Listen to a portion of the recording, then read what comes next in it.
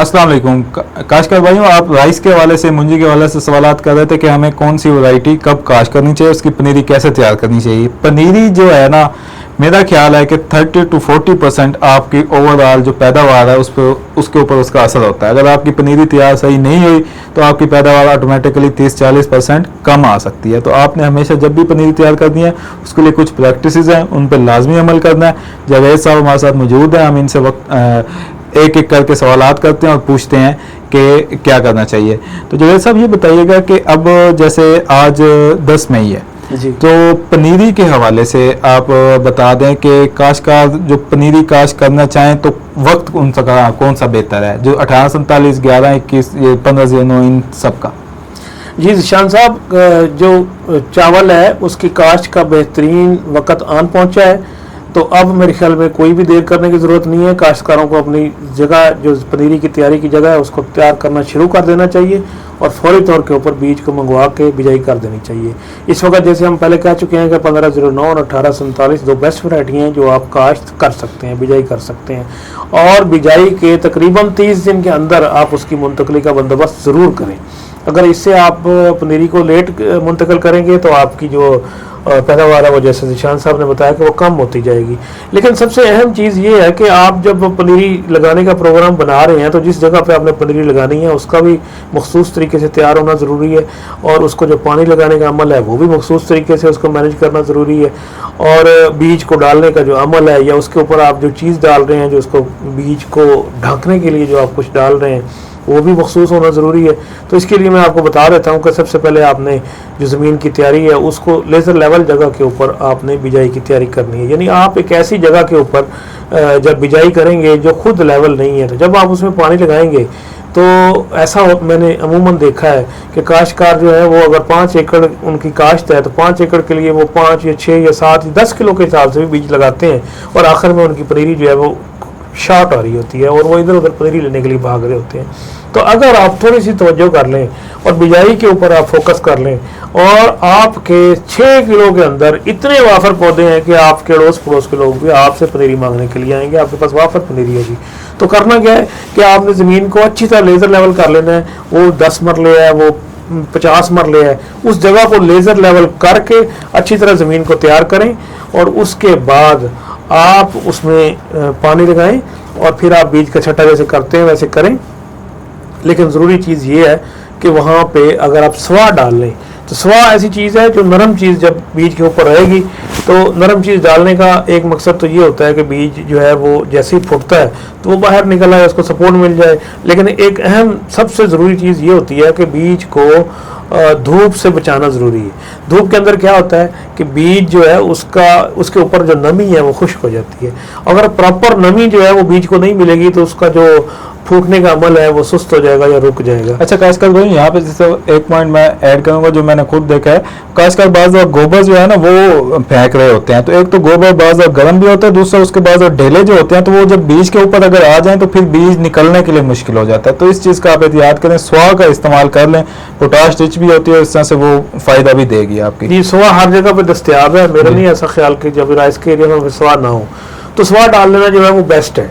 लेकिन अहम चीज़ें जो है वो देख लें कि बीज को उगने के लिए प्रॉपर नमी की ज़रूरत होती है। तो अगर वो बीज सूखे में पड़ा होगा या ऐसी जगह पे पड़ा होगा जहाँ पे ऊपर उसको सूरज की रोशनी जो है वो डायरेक्ट हिट कर रही है, तो वो उसका आधा बीज ड्राई हो जाएगा, या पूरा बीज ड्राई पड़ा होगा तो वो बीज नहीं उगेगा, या देर से उगेगा, जब उसको नमी जाकर मिलेगी तब जाके उगेगा। तो उससे एक तो ये है कि यूनिफॉर्मिटी खत्म हो जाएगी, कोई बीज आज उग रहा है, कोई कल उगेगा, कोई परसों उगेगा। लेकिन एक चीज़ जिस पे गौर नहीं करते वो बहुत ज़रूरी है कि जब आपकी ज़मीन लेज़र लेवल नहीं होगी तो आपने बीज का छट्टा कर दिया, पानी लगा दिया, तो कुछ जगह जो है उस पर पानी खड़ा रहेगा, और जहाँ पर पानी ज़्यादा देर खड़ा रहेगा वहाँ पे भी बीज नहीं उगता। ये मेरा प्रैक्टिकल एक्सपीरियंस है।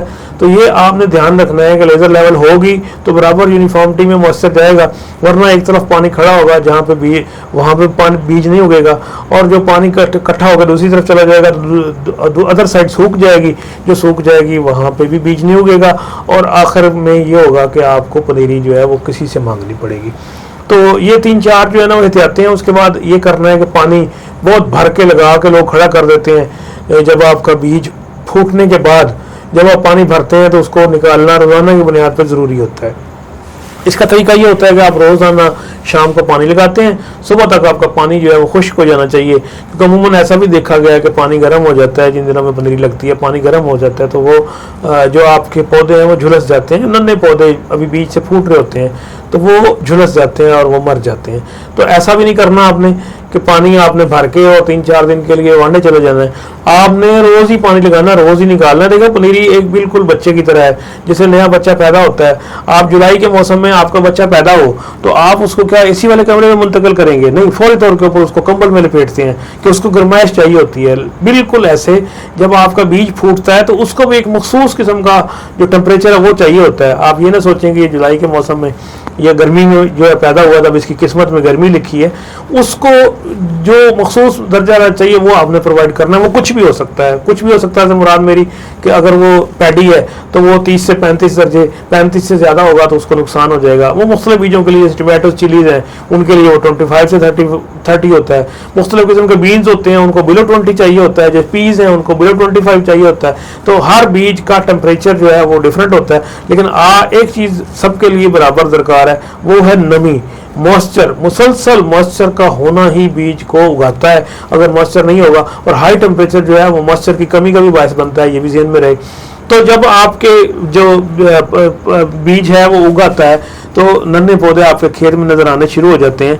तो उसके बाद फिर एक मसला आता है कि उसको प्रॉपर जो है ना फर्टिलाइज नहीं किया जाता या ओवर फर्टिलाइज किया जाता है। प्रॉपर फर्टिलाइज का मतलब ये है कि उसको आप जो धान की पनीरी है उसको आप कुछ NPK स्प्रे करें और कुछ अमाइनो एसिड स्प्रे करें तो वो तैयार हो जाती है। 25 दिनों में वो बेहतरीन तरीके से तैयार हो जाती है। उसको बहुत ज़्यादा फर्टिलाइजर देने की ज़रूरत ही नहीं होती, लेकिन कई दोस्त जो है वो बहुत ज़्यादा यूरिया डाल देते हैं, वो गोडे गोडे बड़ी हो जाती है पनीरी, और फिर उस पनीरी को बाज़ का तो ऊपर से काट रहे होते हैं। अगर काट नहीं भी रहे होते तो उसको जब वो मुंतकिल करते हैं तो वो जल्दी जो है वो निसरने की तरफ चली जाती है। जो अर्ली मेच्योरिटी में पौधा चला जाएगा उसके डेफिनेटली उसके टिलर भी कम बनेंगे और उसका जो स्टॉक है वो भी छोटा होगा और अल्टीमेटली आपकी यील्ड जो है ना वो अफेक्ट हो जाएगी। तो वैसे एंड इसको ऐसे करते हैं कि जब आपकी पनीरी तैयारी के मरहले में हो तो आप उसमें अमाइनो एसिड्स और उसके ऊपर सीवीड एक्सट्रैक्ट्स और उसके ऊपर NPK स्प्रे करें। कोशिश करें कि यूरिया से अवॉइड करें, लेकिन अगर कहीं पे आपको पीली पड़ती हुई नजर आए, क्योंकि कुछ ज़मीनें ऐसी हो सकती हैं जहाँ पे आपने काश्त की तो वो पौधे पीले होने लग गए, तो वहाँ पे आप हस्ब ज़रूरत जो है वो फर्टिलाइजर का इस्तेमाल कर सकते हैं। मेरे ख्याल में जहाँ पे अगर कोई इस किस्म का मसला हो भी तो यूरिया तो मेरा ख्याल है पनीरी को तो देनी ही चाहिए। आप नाइट्रोफास हल्की सी दे दें, उसके अंदर नाइट्रोजन भी मिल जाएगा, फास्फोरस भी मिल जाएगा और उससे भी वो बेहतर हो जाएगा। बाकी ये है कि जब वो पनीरी तैयार हो जाती है तो बाद उसको उखेड़ने में मसला आ रहा होता है, तो उससे एक दिन पहले अगर आप हल्का सा सल्फर दे दें तो वो नरम हो जाएगी ज़मीन और वो बड़ी आसानी के साथ पनीरी जो है वो आप निकाल सकते हैं। तो काश्तकार ये करते हैं कि यूरिया दे के उसकी कद को और उस चीज़ों को बढ़ा देते हैं, तो वो खोखली पनीरी होती है, वो आप अपना नुकसान कर रहे होते हैं। तो वो चीज़ आपने नहीं करनी। तो ये पनीरी तक की हमारी डिस्कशन थी जो कि आज हमने की है, और इसमें जो आम गलतियां हैं, बाकी वीड्स भी आ जाती हैं, जड़ी बूटी, घोड़ा घास और बाकी चीज़ें, तो वो स्प्रे भी करना चाहिए आपको। तो ये आपने एहतियातें करनी है, तो इससे इंशाल्लाह आपकी पनीरी बहुत अच्छी होगी और आप उसको कामयाबी से फिर जो है निकाल सकते हैं। तो नेक्स्ट वीडियो में हम आपको अगला तरीका बताएंगे कि खेत के अंदर शिफ्ट कैसे करना है, उसका फिर क्या तरीका है। बहुत